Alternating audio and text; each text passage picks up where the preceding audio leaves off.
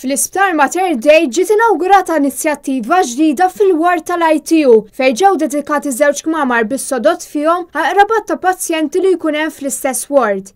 Il-kamra minkejja li hija żgħira se tkun qed takkomoda żewġ persuni biex jistruħu mal-lejl jew matul il-ġurnata. Il-kmamar huma mmirati għal qraba ta' pazjenti biex ikunu jistgħu joqogħdu fiċin il-qraba tagħhom meta jkunu fl-ITU. Dawn il-kmamar se jkunu qed jingħataw b'mod speċjali lil qraba awċin u qraba oħra li ma jkollhomx post fejn joqogħdu. Huma jikkonsistu f'żewġ sodod u gwardarobbi filwaqt li hemm ukoll kamra tal-banju ma' kull kamra.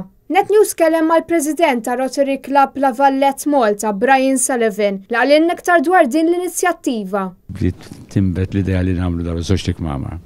Hemm kamra ta' fuq ġewwa dej l-ITU u din kamra hekk propja mhix qiegħda fuq counseling imma da iktar u iktar għall-qraba ta' dawk in-nies li qegħdin fl-ITU sfortunatament illi qraba ma jkollhomx fejn jmorru u minflok ipoġġu fuq putruna jew kienu ġew kamra daqsxejn mhux attrezzata sewwa hekk għandhom issa kamra tal-lukanda għalihom. Dawn il-kmamar semmew għal Andrew Abela li kien magħruf aħjar bħala Drew, iżda sfortunatament miet fl-2016 fl-età ta' 20 sena.